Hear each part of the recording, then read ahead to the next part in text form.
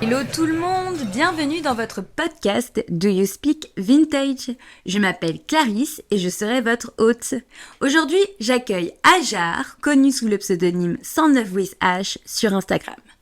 Partons avec elle faire le tour de ses projets et de ses friperies préférées. Très bonne écoute. Hello Hajar. Hello. Bienvenue. Merci pour l'invitation. Moi, je t'en prie. Hajar, toi, tu es un peu le hasard de mon feed Instagram. Je te suis depuis décembre 2023, donc pas si longtemps, mais pas si... voilà. Donc, du coup, avant de t'inviter pour ce podcast, on n'avait jamais pris contact. Ça, c'est important que les gens le savent. C'est vrai. Il n'y a pas que des amis à moi qui vont passer ici. Nous n'avions pas pris contact avant. Du coup, je suis hyper contente de t'avoir ici parce que je trouve que ton concept, il est dingue. Trop bien. Est-ce que tu peux te présenter en quelques mots? Oui, bien sûr. Alors, moi, je m'appelle Hajar. Je suis la créatrice du compte 109 with H. Donc, c'est bien un with H. Et H, c'est moi parce que Hajar, ça s'écrit avec un H. J'ai 28 ans et je suis social media manager en freelance. Et les 109, c'est mon petit bébé à côté. Voilà. Tu as quand même ouvert ce compte en janvier 2021, donc c'était quand même bien un petit moment. Oui. Et tu comptabilises aujourd'hui plus de 12 000 personnes. Il y a plus de 12 000 personnes qui te suivent. Est-ce que ça te met pas trop la pression? Non, pas trop, parce que c'est comme si c'était des copains. Des copains. Parce que j'ai tendance à répondre à tout le monde. Bah, tout mon entourage me dit, il faut pas répondre à tout le monde. C'est assez chronophage, ouais. Mais ça fait partie aussi de mon métier de social media manager, de jamais laisser les notifications ouvertes. Donc je réponds à tous les commentaires. Tu ne laisses pas de vue. Et je réponds à tout le monde, je laisse jamais personne en vue. Du coup, j'ai l'impression que je connais un peu tout le monde. T'as une communauté hyper bienveillante Oui. qui te suivent depuis très longtemps, pas très longtemps. De tout. En fait, j'ai des personnes qui me suivent depuis le tout début. J'ai organisé mon tout premier pop-up en avril 2021. Ok.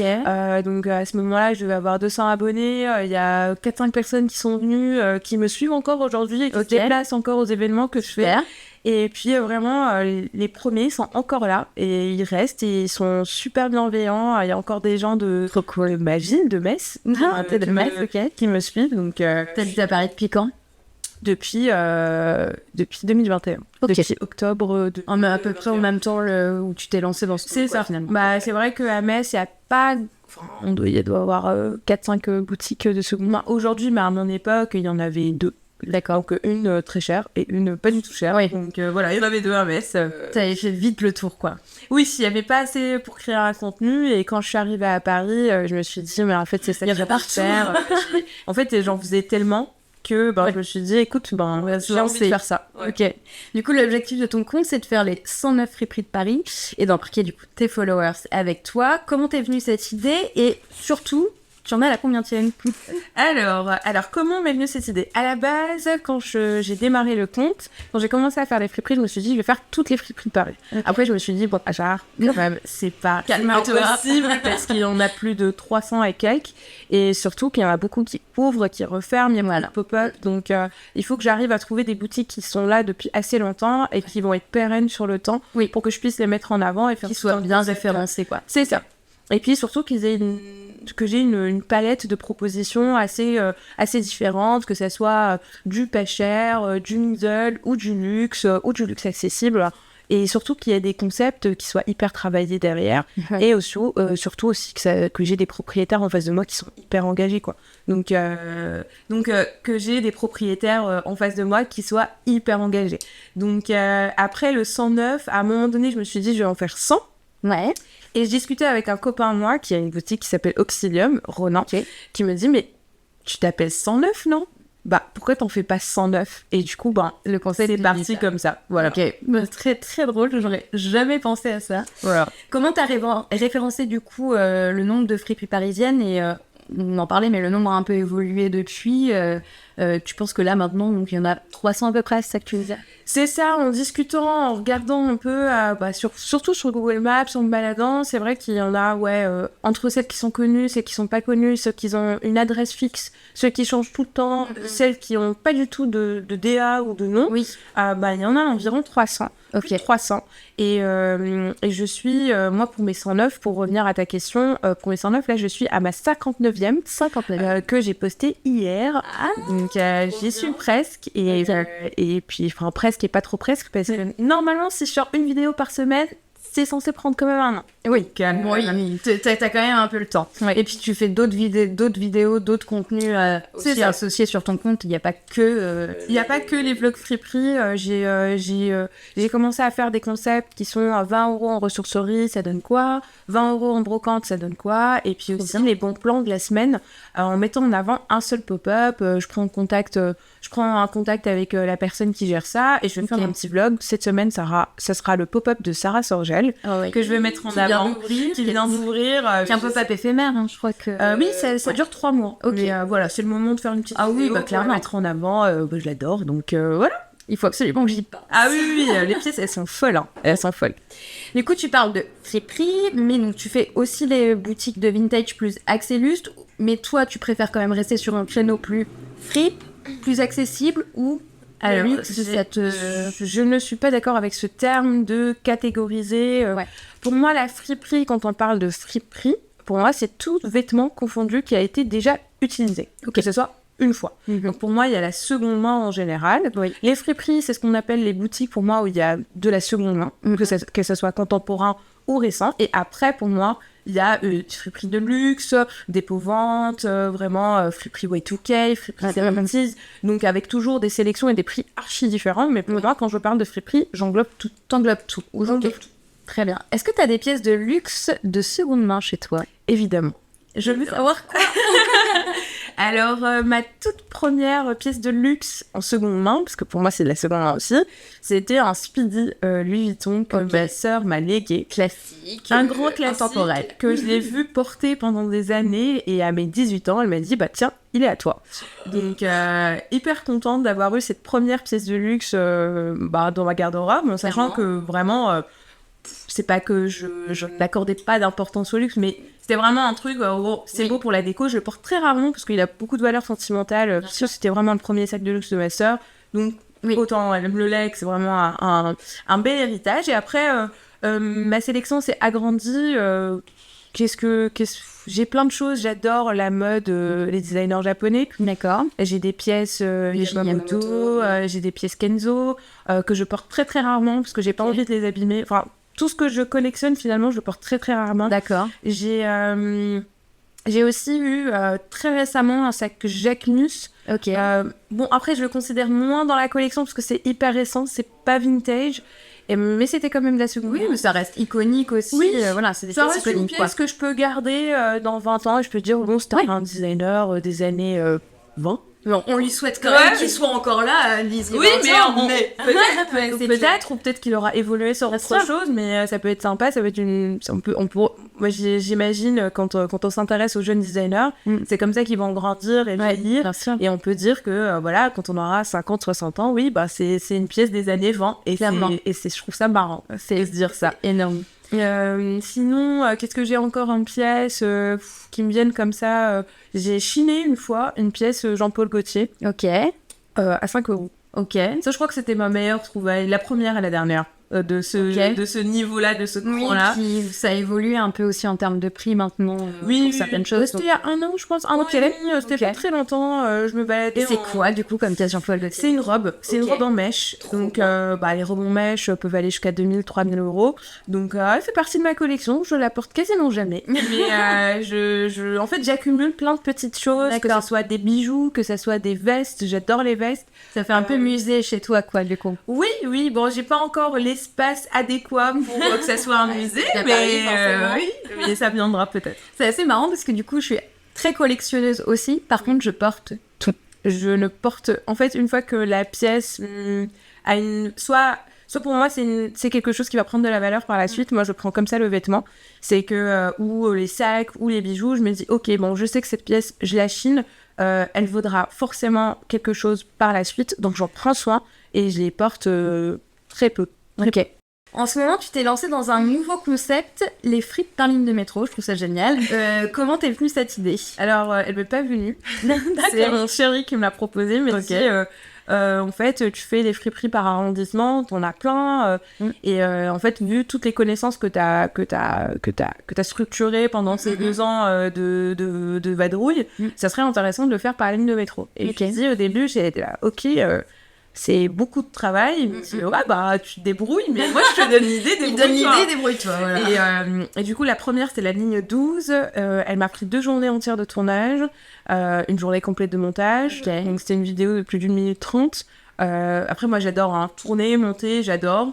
Oui, c'est intéressant parce que les gens se rendent pas forcément compte du travail qu'il y a derrière pour une vidéo d'1 minute 30, quoi. C'est sûr. C'est pour ça que je me dis, des fois, j'aimerais bien que Instagram lance des formats beaucoup plus longs. J'aimerais bien partir sur du 2, 3, 4, 5 minutes. TikTok fait jusqu'à 10 minutes. 10 minutes, ouais. Et il faut que je le teste. Là, c'est pour la première fois, j'ai testé une vidéo très longue sur TikTok, quasi 2 minutes. Et puis, ça a super bien fonctionné. Et puis, je me dis, bah, go, je peux partir sur ce... Il faut toujours faire des tests. Les réseaux, c'est un peu, tester des trucs pour ce qui fonctionne, quoi. Et surtout, moi, j'adore les formats longs, donc c'est ce que je consomme le plus. C'est quoi ta ligne de métro préférée pour chiner, alors, du coup? Alors, pour moi, c'est le vélo. C'est beaucoup plus simple, mais la ligne de métro la plus intéressante, je dirais la 12. D'accord. C'est pour ça que c'était la première. Ouais. Parce que... il y a beaucoup de friperies sur le chemin. Il y a beaucoup de choses à faire, et surtout, elle traverse tout Paris. Oui. Et elle fait du sud au nord. Et du coup, on peut commencer par rive gauche et monter jusqu'à rive droite, jusqu'à Montmartre. Une belle balade. Ouais, une belle balade avec pour finir avec les plus beaux quartiers de Paris. Donc, vraiment sympa.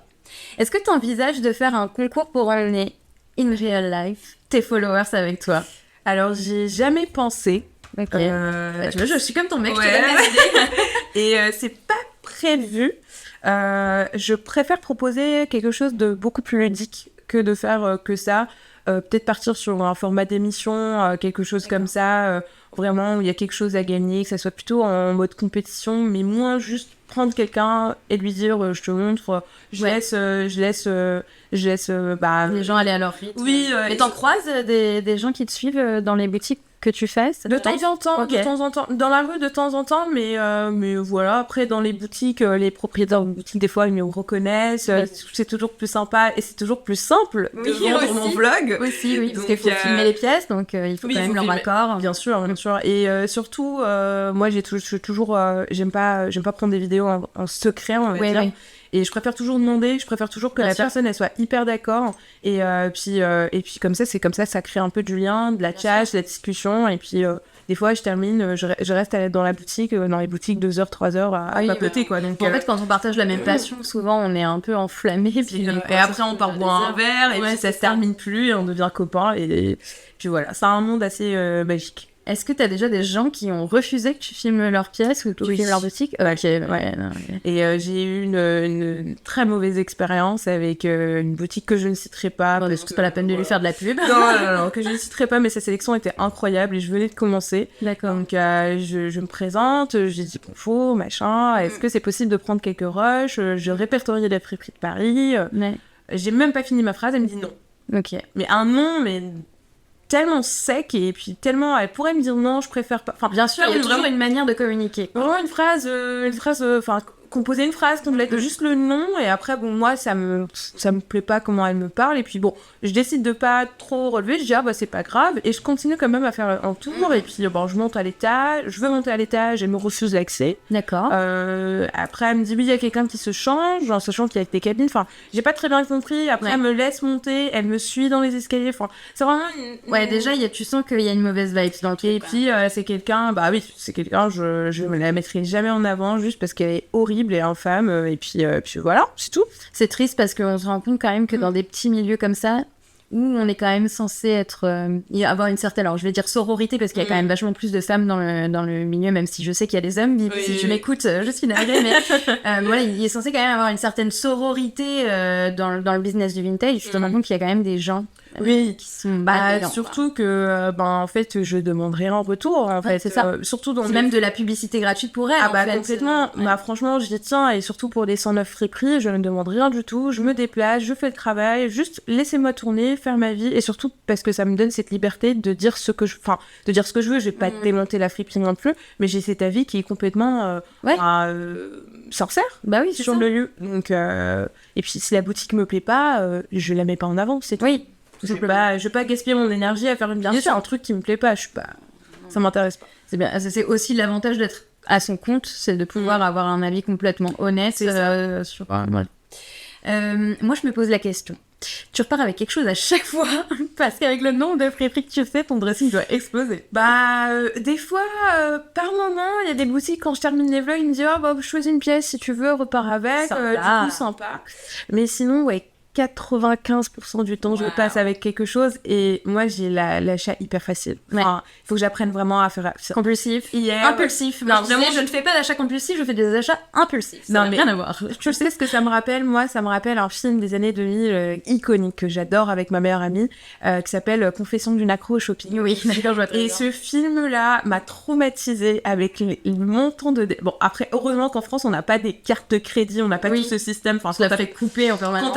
Quand t'as pas d'argent, t'as plus d'argent. Mais moi, j'ai ce truc, au lieu d'apprendre justement d'elle, en fait, moi, le fait d'acheter des choses, et surtout la seconde main, cette pièce, si je la vois, peut-être que je la retrouverai plus jamais. Et j'ai déjà vécu cette frustration, et je sais que c'est pas du tout un bon exemple, mais c'est comme ça comment je soulage un peu mes trous.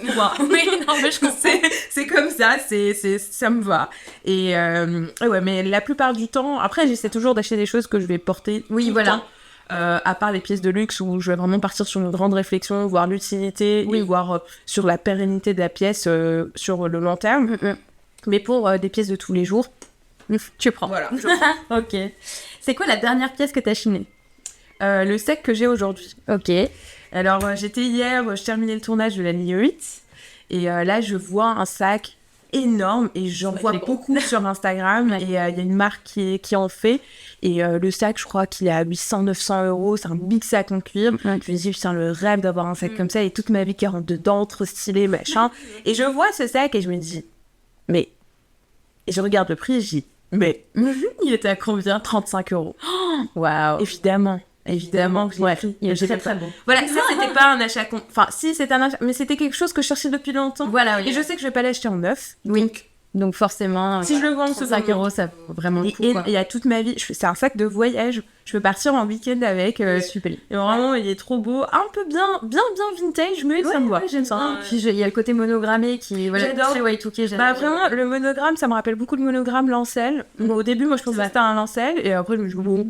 Il est très beau. C'est très bien. Voilà. Bon. Vu que tu dois voir régulièrement des pépites sur ton chemin, du coup, comment tu décides d'acheter une pièce? On est plus ou moins abordé. Tu t'attends de voir si tu peux pérenniser la pièce, si elle rentre dans ton musée, pas dans ton musée. C'est ça. En fait, ça va être plutôt en termes de pratique et ce qui me manque. Donc, par exemple, des fois, je vais être en boutique, je me dis, ok, il y a une belle sélection de pantalons, il faut que j'essaie parce que pour moi, je fais du 40-42.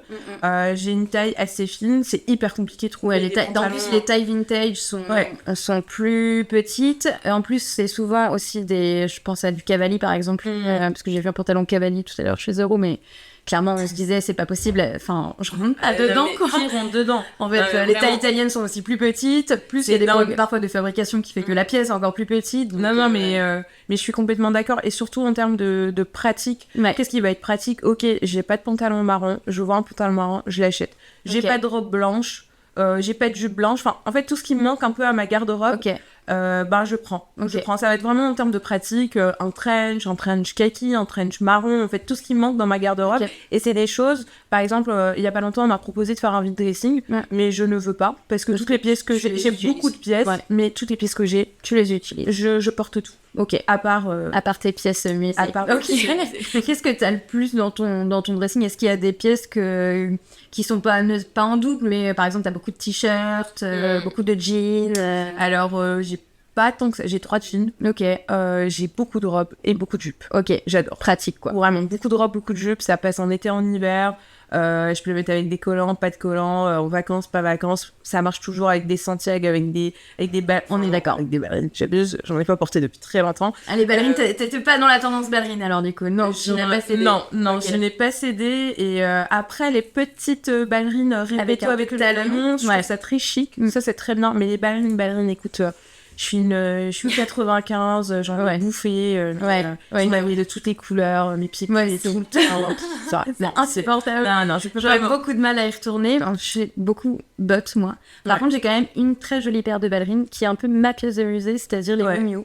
Oui, sont pour moi iconiques. Ouais, elles sont très belles. Très belles. Mais voilà, c'est un peu la seule que je m'autorise, entre guillemets. Oui, non mais pareil, en fait, même si c'était des pièces de luxe, on va dire en ballerine, je me refuse d'investir dans une paire de ballerines de luxe. Non, parce que tu les mettras pas. Ah non, je sais que je les mettrai pas, à la limite, je les mets dans un cadre. Ouais, voilà. S'il faut, hein, pour... Une pièce de plus dans le musée. Voilà, mais ouais. Ok. Est-ce que t'as des... Alors moi, je sais que je range mon dressing par couleur. Je sais pas comment toi, tu le ranges, mais moi, je le range par couleur. Je sais que là, genre, j'ai eu un cas de conscience, j'ai énormément de noir. Pourtant, je suis quelqu'un qui met beaucoup de couleurs, mais j'ai beaucoup de noir. Et du coup, j'ai décidé d'arrêter d'en acheter. Est-ce que t'as une couleur, toi, qui revient plus qu'une autre dans ton dressing?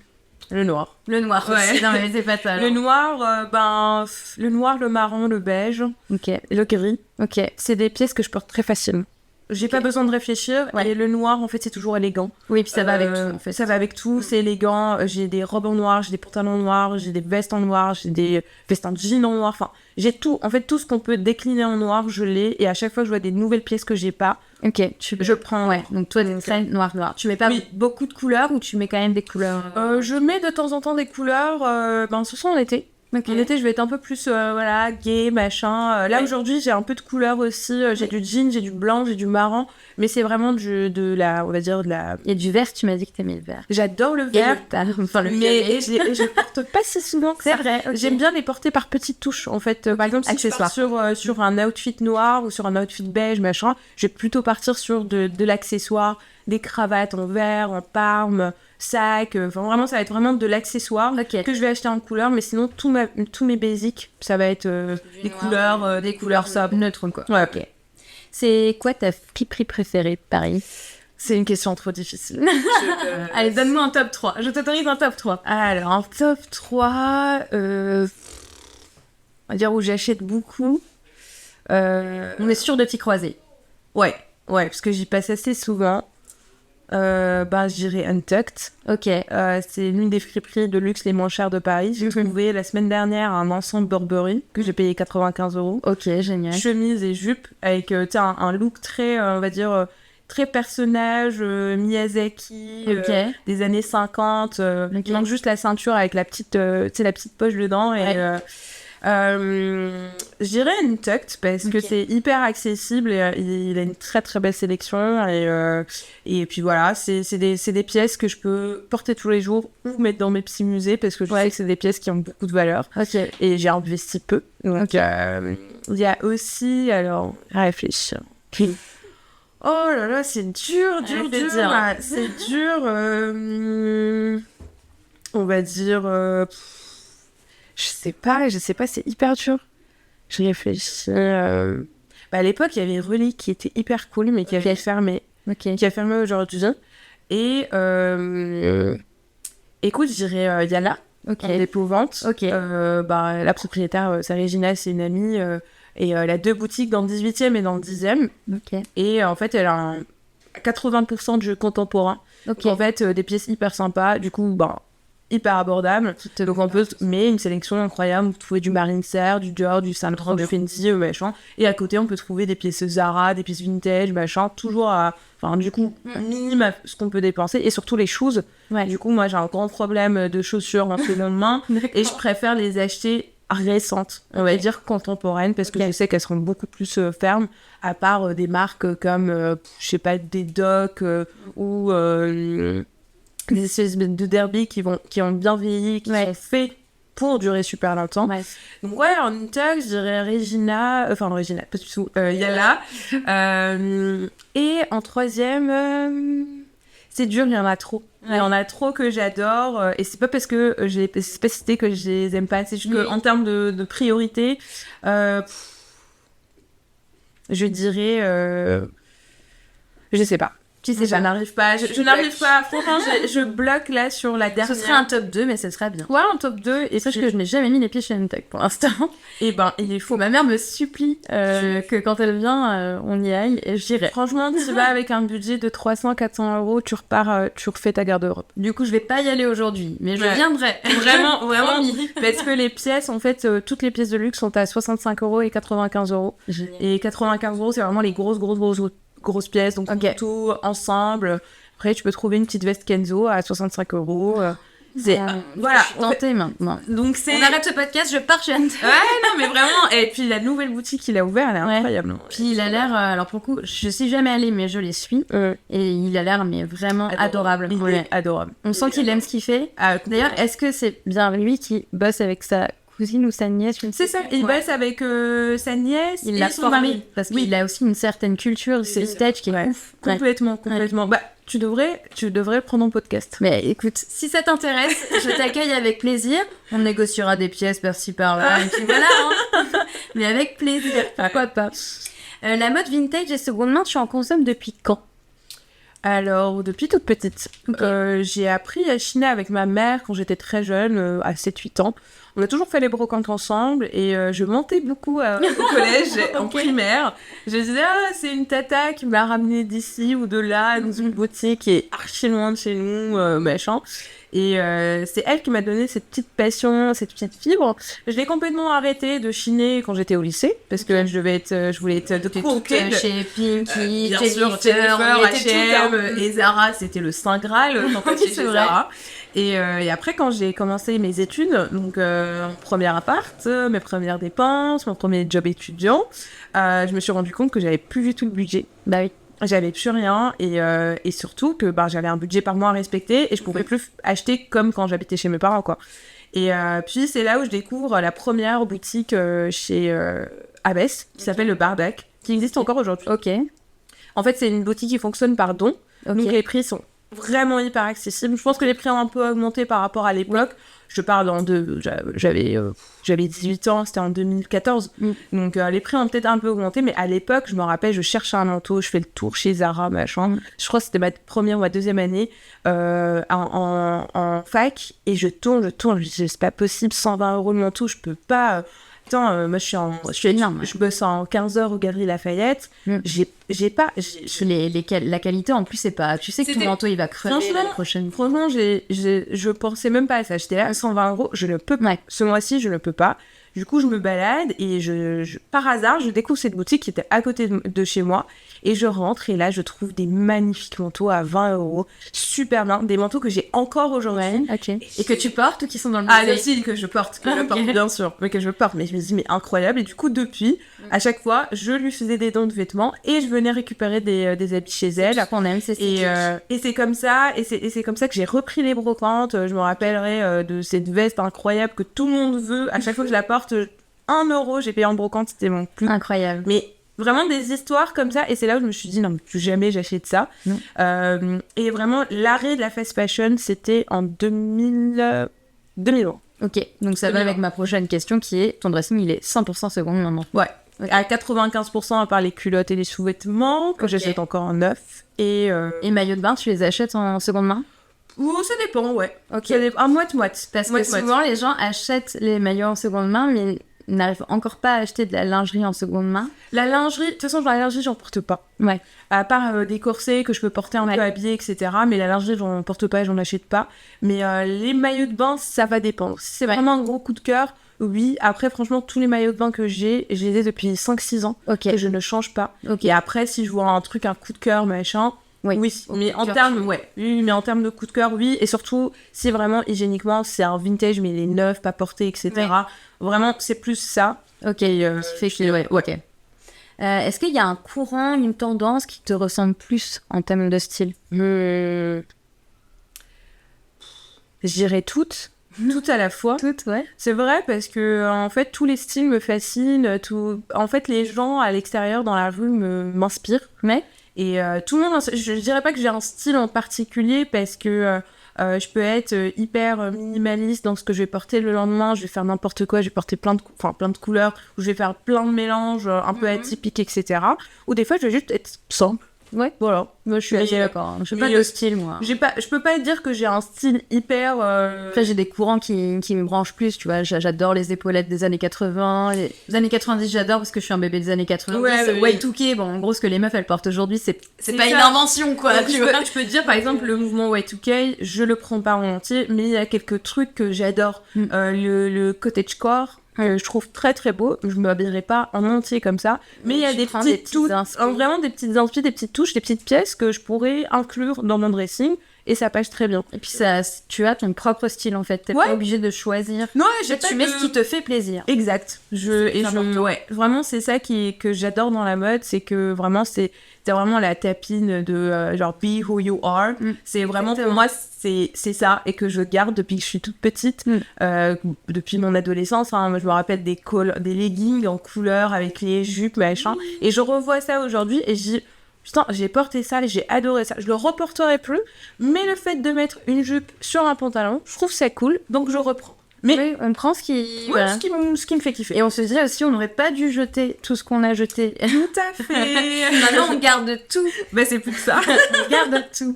Est-ce que tu as eu l'occasion de chiner ailleurs qu'à Paris, que ce soit en France ou à l'étranger? Ça. Alors, du coup, ma ville de cœur à Metz, il y a plein de boutiques qui ont ouvert, notamment celle du papa de mon chéri. Il en a deux qui s'appellent Brandy. C'était un peu de... Non, bien sûr, pour la famille. Et du coup, aussi, à Belle-Île-en-Mer, dans une superbe boutique au Wagon Bleu qui a fermé, malheureusement, mais parce que la nana, elle est partie pour découvrir de nouvelles choses, vivre une nouvelle vie. C'est une boutique incroyable. Enfin, vraiment, c'est une petite maison comme ça, tu rentres, c'est toute petite boutique qui doit faire 20 mètres carrés. T'en as plein de partout, c'est incroyable. À Montpellier, en Suisse aussi. Intéressante les sélections, mais pas aussi intéressante qu'à Paris ou en France en général. Et aussi à l'étranger, à Barcelone, à Amsterdam, au Maroc aussi. On dirait pas qu'il y ait des friperies, c'est pas des friperies, c'est plus des marchés. Mais c'est très très très la vibe c'est là. Ouais, complètement. Et puis voilà. En termes de style, quelle région ou pays est le meilleur pour toi en termes de vintage? Et même question en termes de prix. En termes de prix, je dirais quand même la France. Je dirais quand même la France. En termes de style, pour la France. En termes de prix, l'Espagne. C'est beaucoup plus abordable en Espagne. D'accord. Même les pièces de luxe? Je n'ai pas fait vues de... Ouais. Franchement, la dernière fois que je suis allée en Espagne, ça devait être en 2021, 2022, quelque chose comme ça. En 2020, c'était après Covid, et c'était hyper intéressant les prix. Le luxe, j'en ai pas trop vu. Bon, j'étais à Majorque aussi, j'étais sur l'île. Mais pour le luxe, je pense que la France reste vraiment vraiment pas chère. J'ai aussi chiné à Colmar. Par contre, Colmar, j'ai acheté une veste en cuir Jean-Paul Gaultier, un trench en cuir Jean-Paul Gaultier à 45 €. Donc pour moi, la France reste hyper accessible, et la France en province, vraiment à l'extérieur de Paris. Tu viens à Lille, si t'es pas encore venue. J'ai fait Lille aussi. J'ai fait le tour des fripes à Lille l'année dernière. Il me semble, c'était hyper intéressant aussi. Après, j'ai fait vraiment les boutiques que je trouvais hyper facilement. Il y en a quelques-unes qui ont ouvert là, récemment, donc il faut que tu reviennes faire un tour. Mais en plus, les braderies, c'est clairement chez moi qu'il faut que tu viennes. Mais en fait, la braderie de Lille, elle tend tous les ans à mon anniversaire. Alors, je te donne un tip, parce que Bibi m'a donné lors du premier podcast, c'est qu'en fait, il y a la braderie de Lille, mais qui, visiblement, est quand même pas hyper intéressante en termes de vêtements. Enfin, il y en a, mais voilà. Mais par contre, en mai-juin, j'ai pas encore la date exacte, mais il y a la braderie du Vieux-Lille, où là, c'est plus intéressant en termes de textile, apparemment. Ça, c'est pas mal. Comme je suis lilloise depuis peu, je vais aussi découvrir. Mais après, sinon, en termes de braderie sur Lille et ses alentours, là, ça y est, ça commence, c'est la saison, j'arrête pas de recevoir des prospectus. Mais c'est trop bien parce qu'une fois qu'on sort de la capitale, c'est largement plus accessible. Et après, il y a des boutiques à Paris qui font très bien, qui rendent la seconde main accessible, vraiment. Après, moi, ça me dérange pas quand il y a vraiment une recherche, des pièces rares, etc. Tous les prix, pour moi, se valent s'ils se justifient par une qualité. Surtout, il y a le loyer, il y a le ça, il y a les employés, il y a le lavage, il y a toute la recherche derrière, il y a la communication, enfin, le marketing. Il y a plein de choses qui jouent. Donc, moi, les prix, généralement, à Paris, ça ne me choque pas, vu la ville où on est. Mais en termes, si on veut trouver moins cher, il faut juste sortir de Paris, trouver des friperies à l'extérieur de Paris, et là, on est... Et puis, c'est aussi une autre démarche, parce que c'est... si tu vas en brocante et tout, tu te lèves tôt, tu fouilles dans les bacs et tout, que si tu choisis de faire le choix, qui est très bien aussi, d'aller en boutique de vintage, dans des jolies boutiques où tout est mis sur des cintres, tout a été nettoyé, tout ça. Bon, forcément, le prix... c'est ça qui est dur à expliquer, on va dire, aux consommateurs, c'est justifier le prix en friperie. Pourquoi en brocante, je le trouve à 1 € et pourquoi dans une friperie, je le trouve à 25. C'est parce que la fille s'est levée à 7h du matin. C'est en train de dormir. Tout le combat actuel, tout mon combat, c'est hyper compliqué d'éduquer tout le monde sur ça. Peut-être des gens qui comprennent très bien, des gens bons. Après... En fait, c'est ça, c'est qu'il y a des friperies pour tout le monde. Il y a des friperies pas chères, il y a des friperies middle, il y a des friperies de luxe, il y a des friperies super C'est extra luxe. complètement possible de ne consommer que de la seconde main. Ah, mais Je pense qu'il y complètement. a assez, en fait. Ah, mais c'est délirant. Même on en parlera après, mais en termes de mobilier. Hein. Ouais, clairement.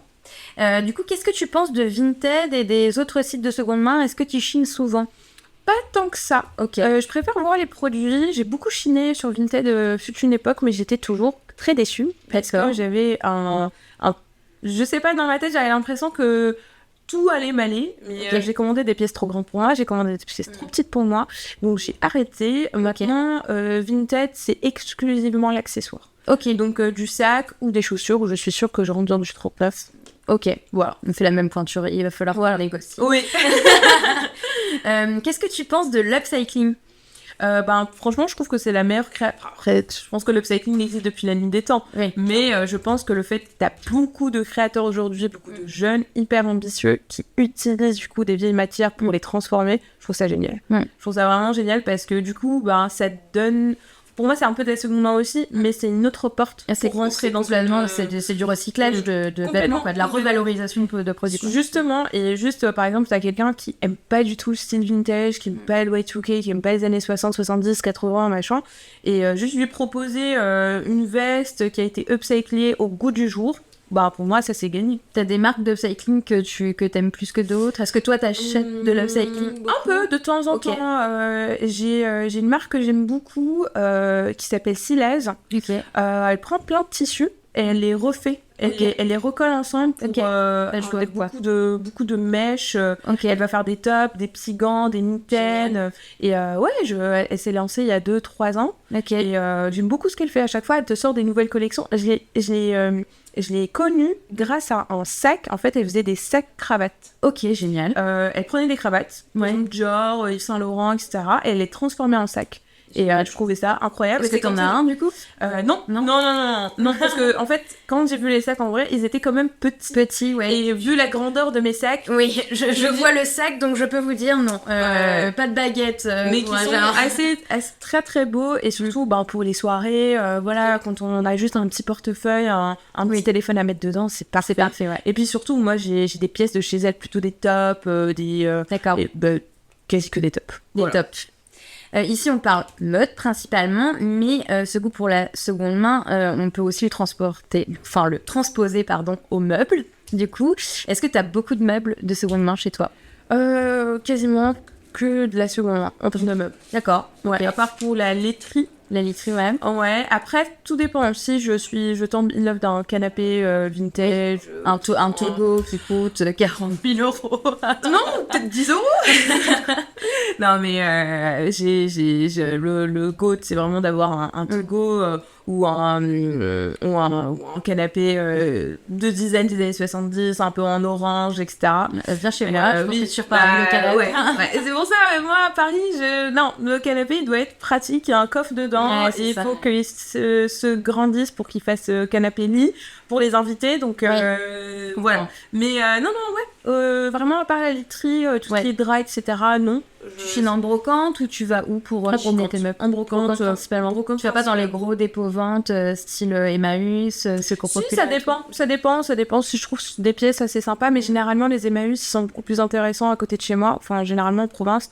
Du coup, moi, quand je rentre à Metz, il y a toujours des trucs incroyables chez Emmaüs. Il faut les trimballer jusqu'à Paris, quoi. Et du coup, voilà. C'est juste, je vois, je dis, c'est beau, voilà. Ouais. Par contre, quand j'habitais à Metz, dans mon appart, plus facile. C'était beaucoup plus facile. C'était beaucoup plus facile avec la voiture, hop, tu t'embarques tout. Après, ceci dit, là, j'ai repéré un truc à Lille, genre Troc Lille. Ils font énormément de meubles vintage et tout. Ok, trop bien. Et en fait, là, ils viennent de recevoir ce qui est un peu mon obsession en termes de mobilier vintage. Alors, certains en trouveront peut-être ridicule, mais moi, je suis très nostalgique des cabines téléphoniques. Ah, trop bien. Et ils viennent de recevoir une cabine téléphonique anglaise.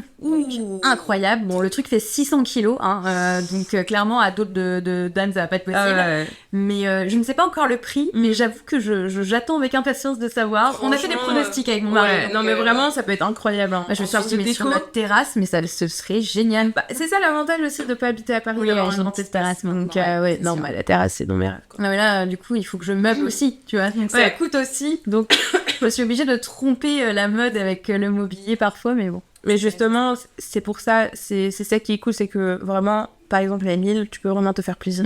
Et une cabine téléphonique à Paris, dans un magasin, on va dire, spécialisé vintage avec des petites vieilles, par exemple à Saint-Ouen.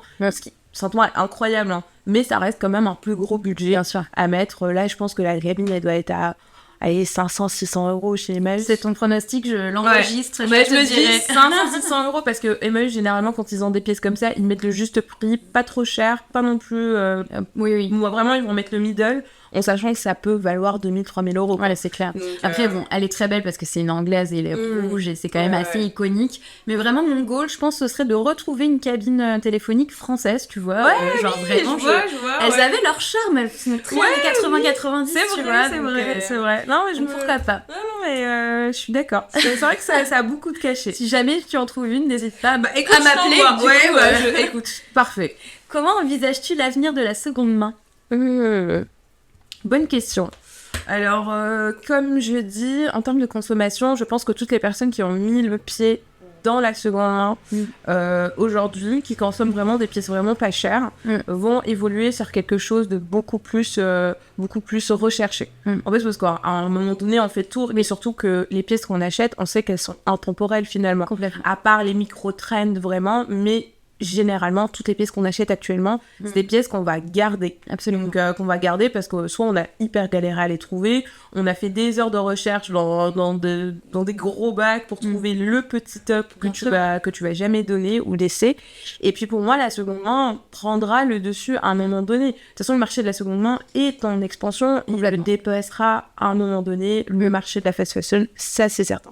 Après, c'est au bon vouloir de tout le monde sur comment ça va évoluer, parce que t'as beaucoup de gens qui disent que... Enfin, t'as le ministre de l'écologie, il me semble qu'il avait dit la seconde main ne peut pas vivre sans la fast fashion, et moi, je suis pas d'accord. Moi, je suis complètement pas d'accord, parce que justement, pour toutes les personnes qui consomment de la seconde main, c'est vraiment, non, moi, j'achète pas du Zara en seconde main.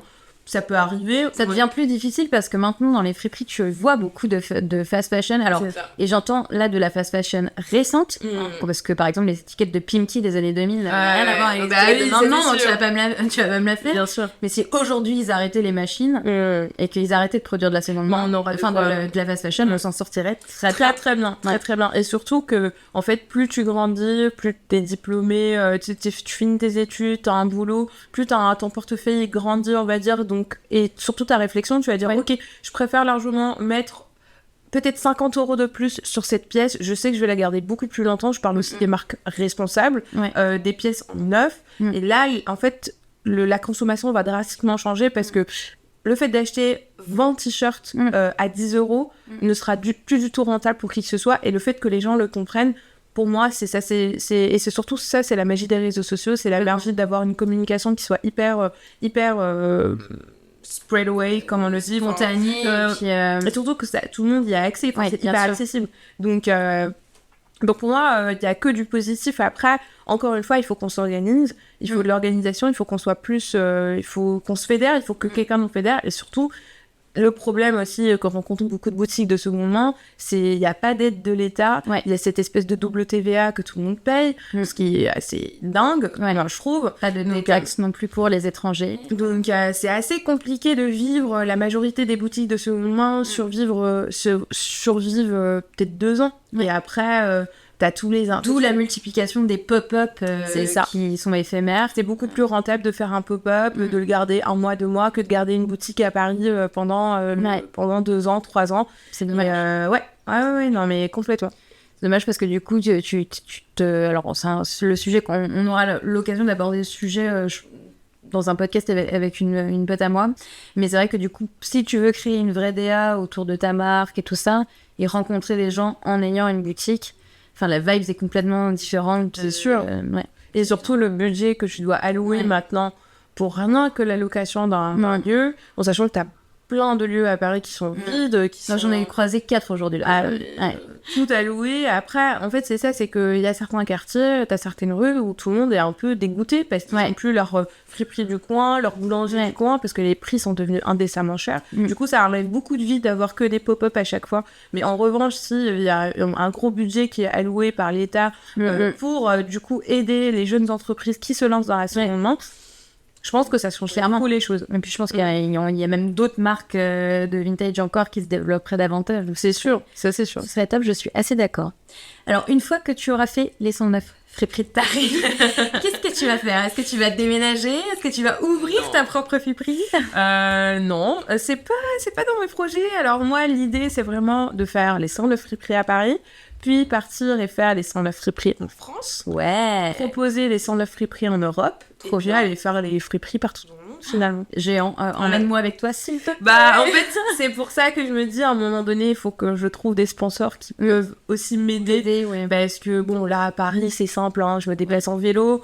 En France, je pourrais toujours trouver l'excuse, je prends un abonnement TGV, je vais voir comment je vais faire. Mais après, pour aller plus loin... Oui, tu vas avoir besoin d'aide. Et ouais, j'aurais besoin de financement, ça c'est certain. Et pourquoi pas finir avec un bouquin. Ah, ce serait sympa d'avoir vraiment les 109 friperies avec référencés. Et puis, j'ai pas mal de nanas sur Insta qui me disent ouais, il faut que tu sortes un guide, etc. Mais si je dois le sortir, ça sera au moment où j'aurai fini les 109 friperies. Voilà. Très bien, de très beaux projets. J'ai trop hâte de voir la suite du coup. Merci beaucoup, Ajar. Merci. On arrive au terme de ce podcast. J'espère que ce moment t'a plu, parce que c'était ton premier podcast. Mais oui, trop contente. Complètement. N'oubliez pas, du coup, de la suivre sur son Instagram 109 with H. Et puis, nous, on se retrouve très vite. Merci. Trop bien, merci à toi. Merci à tous ceux et celles qui ont suivi ce podcast jusqu'au bout. J'espère que cet épisode vous a plu. Surtout, n'hésitez pas à me contacter sur mon compte Instagram ou TikTok, DYS_vintage, pour me faire vos retours et me donner vos idées de questions et de guests. Vous pouvez également m'écrire en commentaire sous la vidéo du podcast qui est disponible sur ma chaîne YouTube. Je vous dis à très vite pour plus de Chine. Mouah!